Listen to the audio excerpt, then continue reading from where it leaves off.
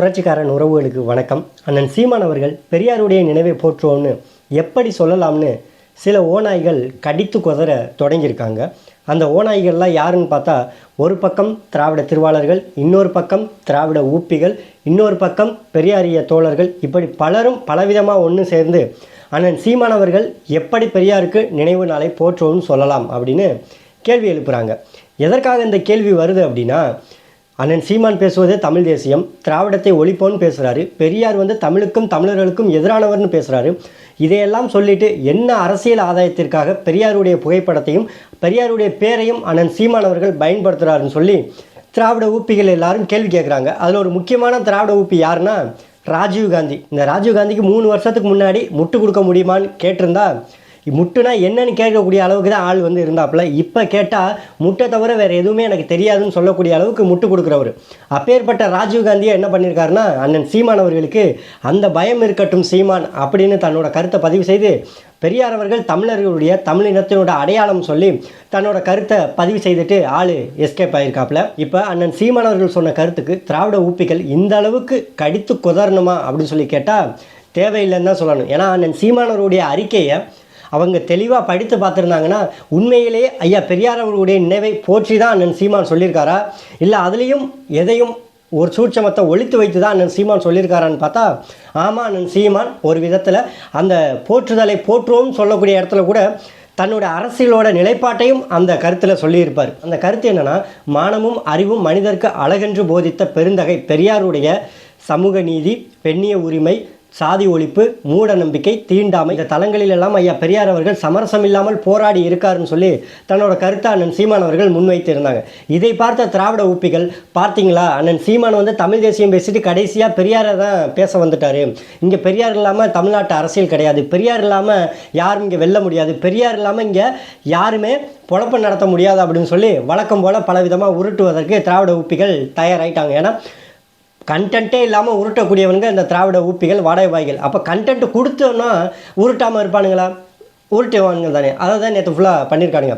அதாவது இதற்காக தான் இந்த மாதிரி பல சில்லு வண்டிகள், பல வாடகைவாய்கள் இந்த மாதிரிலாம் பேசுங்கிறதுக்காண்டி தான் நம்ம என்ன சாதாரணமாக கருத்தை முன்வைப்பாரா, அதுலேயும் ஒரு விதமான சூட்சமத்தை வச்சு தான் வச்சுருக்காப்புல. அதாவது மானமும் அறிவும் மனிதருக்கு அழகென்று போதித்த பெருந்தகைன்னு வார்த்தையை பதிவு செஞ்சுருக்காரா இல்லையா? அப்போவே நம்ம தெரிஞ்சிருக்கணும், இந்த மாதிரி திராவிட ஊப்பிகளோ இல்லை வாடகைவாய்களோ பெரியாரிய தோழர்களோ எவனாவது ஒருத்தர் வருவான் எதுக்கு இந்த மாதிரி குதறி வைக்கிறதுக்கு. அவங்களுக்காண்டி தான் அண்ணன் சீமான் முதல்ல பயன்படுத்திய வார்த்தை மானமும் அறிவும் மனதிற்கு அழகுன்னு. இப்போ மானமும் இல்லாதவர்கள், அறிவும் இல்லாதவர்கள் என்ன பண்ணுவான், குதறி வைக்க வருவான். அப்படித்தான் இவனுங்க இன்றைக்கி குதறி வச்சுக்கிட்டு இருக்கிறாங்க. வேறு ஒன்றும் கிடையாது. இதில் அவர்களை பற்றி பெருசாக பேசுகிறதுக்கெலாம் ஒன்றும் கிடையாது. அண்ணன் சீமான் மிக தெளிவாக சொல்லியிருக்கிறாங்க, ஐயா பெரியார் இந்த தமிழ்நாட்டில் அவருடைய பங்களிப்பும் இருக்குது. பல மேடையில் சொல்லியிருக்காங்க, பெரியாரும் போராடினார் என்பதை நாங்கள் ஏற்றுக்கொள்கிறோம். ஆனால் பெரியார் மட்டும்தான் போராடினார், பெரியார் மட்டும்தான் இங்கே எல்லாத்திற்கும் முன்னோடி அப்படின்னு சொல்வதை நாங்கள் ஒருபோதும் ஏற்றுக்கொள்ள மாட்டோம்னு சொல்லியிருக்காங்க. அதைத்தான் நேற்றைய கருத்திலையும் அண்ணன் சீமான் அவர்கள் மிக தெளிவாக சொல்லியிருந்தாங்க. அதே போல் ஒரு சில தமிழ் தேசிய ஆதரவாளர்களும் அண்ணன் சீமானுடைய நல விரும்பிகள் கூட சிலர் கருத்து முரண்பாடு சொல்லியிருந்தாங்க. இது நமக்கு தேவையா, பெரியார் அவர்கள் நம்ம போய் எதற்கு நினைவை போற்றோம்னு சொல்ல, நம்ம பேசுகிறது தமிழ் தேசியம்னு. அவர்களுக்கும் நம்ம அதே ஒரு நல்ல எண்ணத்தோடு என்ன சொல்லிக்க விரும்புகிறோம்னா, அண்ணன் சீமான் ஐயா பெரியார் அவர்களுடைய பங்களிப்பை தான் அந்த இடத்துல நினைவு கூர்ந்துருந்தாங்களே தவிர, ஐயா பெரியாரை எந்த இடத்துலையும் தமிழர்களுடைய அடையாளம், தமிழருடைய வழிகாட்டி, தமிழர்களுக்கு தன்மானமும் அறிவையும் போதித்த பெருமகன் அந்த மாதிரி எதுவுமே அண்ணன் சீமான் அவர்கள் வார்த்தைகளை பயன்படுத்தலை.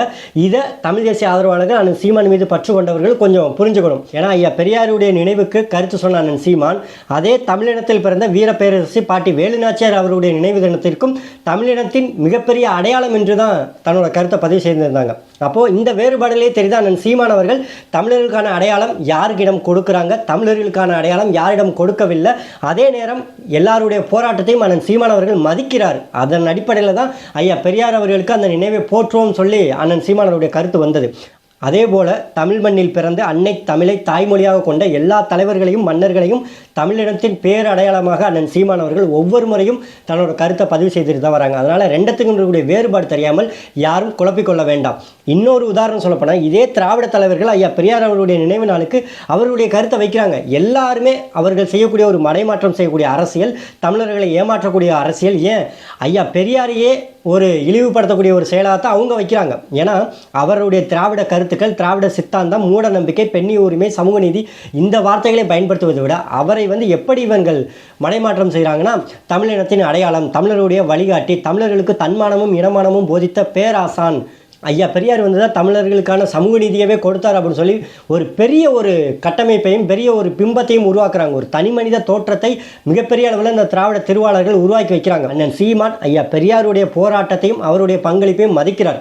திராவிட திருவாளர்கள் ஐயா பெரியாருடைய போராட்டங்களை பேசி தமிழருடைய அடையாளத்தை அழிக்கக்கூடிய ஒரு வேலையை தான் அவர்கள் செய்து கொண்டு வராங்க. இந்த உண்மை தெரியாத இந்த பெயிண்டர் ராஜீவ்காந்தி, யூடியூப் ரிட்டர்ஸு, அதர்ம மனோஜ், இன்னும் செந்தில்வேலு, இன்னும் பெரியார் இயக்க தோழர்கள், இன்னும் திராவிட வாடைவாய்கள் இவர்கள் எல்லாரும் என்ன பண்ணுறாங்க பார்த்தீங்களா, இதுக்கு தான் சொல்கிறது சீமானை நம்பக்கூடாது அப்படின்னு சொல்லி வழக்கம் போல் உருட்ட ஆரம்பிச்சிருக்கானுங்க. அதில் இந்த வாடகைகளுக்கு நம்ம என்ன சொல்கிறோம்னா, எப்போ பார்த்தாலும் காதுலேயே விளக்கெண்ணெய் ஊற்றாதீடா, கொஞ்சம் கண்ணுலேயும் விளக்கெண்ணெய் ஊற்றுங்க.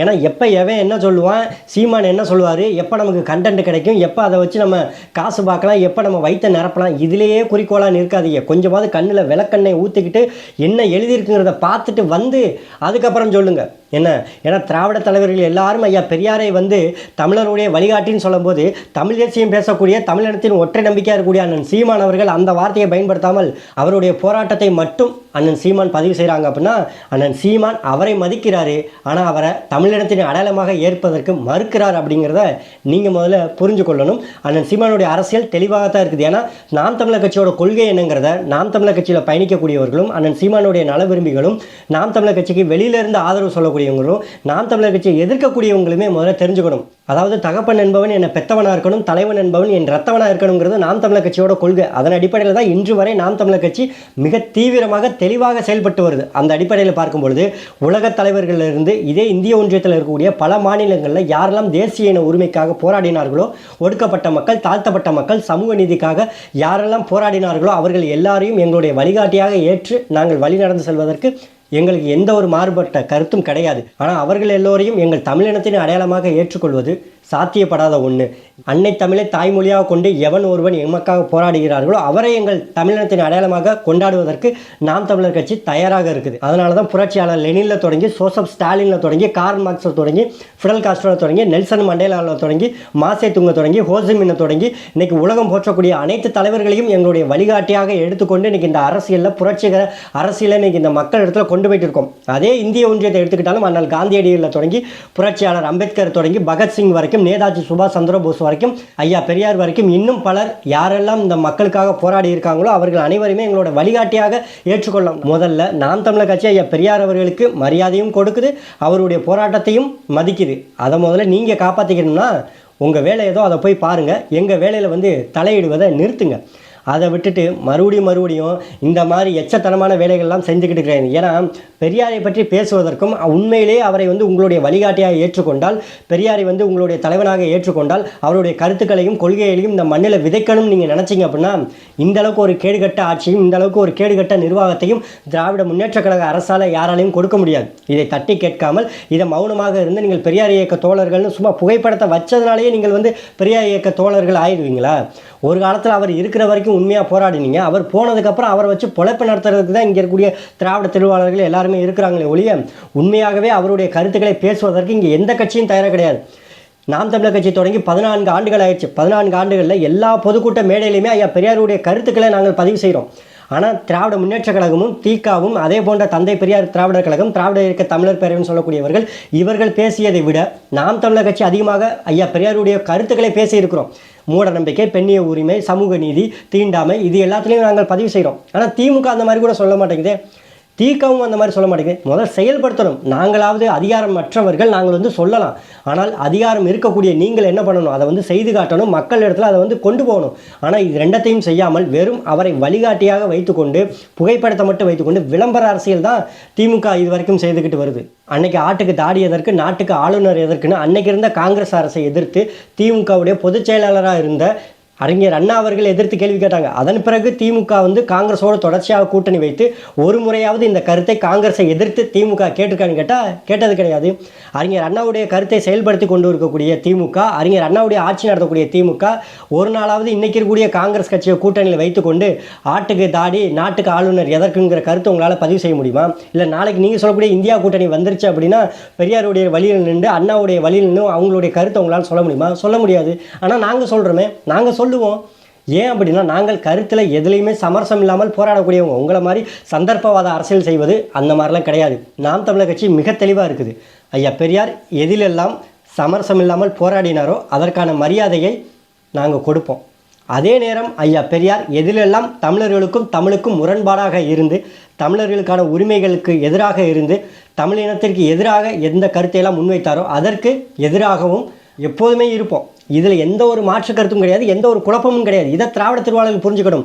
உங்ககிட்ட இருக்கக்கூடிய நல்லதை மதிக்கிறதுக்கு நாம் தமிழர் கட்சி தயாராக இருக்குது. அதே நேரம் உங்ககிட்ட இருக்கக்கூடிய துரோகத்திற்கும் மக்களை ஏமாற்றக்கூடிய திட்டத்திற்கும் எப்போதுமே எதிராக நாம் தமிழர் கட்சி நாங்கள் தான் இருப்போம்.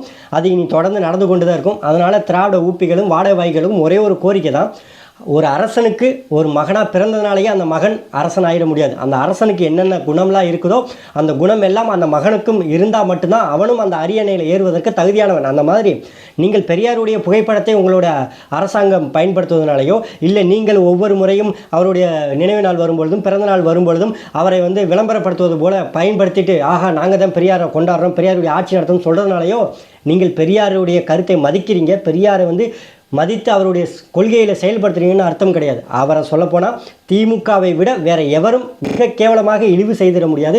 அந்த அளவுக்கு இழிவு செய்வது யாருன்னா இன்றைக்கி திமுக போன்ற கட்சிகளும் திராவிட வாடகைவாய்களும் பெரியார் இயக்க தோழர்களும் தான். அந்த அளவுக்கு படுமட்டமாக இன்றைக்கி பெரியாரை இழிவு செய்து கொண்டு இருக்கிறாங்க, கேவலமான ஆட்சியை நடந்து கொண்டு. இதை கேள்வி கேட்பதற்கு வக்கற்ற இந்த திராவிட திருவாளர்கள் நாம் தமிழர் கட்சி ஐயா பெரியார் அவருடைய கருத்து முரண்பாடுகளையும் தாண்டி அவருடைய போராட்டத்தை மதிக்க வேண்டும் என்று நினைவை போற்றுவோம்னு அண்ணன் சீமான் அவர்கள் சொன்ன கருத்துக்கு வெறிநாயும் ஓனாயும் ஒன்று சேர்ந்து வந்து கடித்தால் எப்படி இருக்குமோ அந்த அளவுக்கு கடித்து கொதறி வைத்திருக்கிறார்கள் இந்த திராவிட திருவாளர்கள்.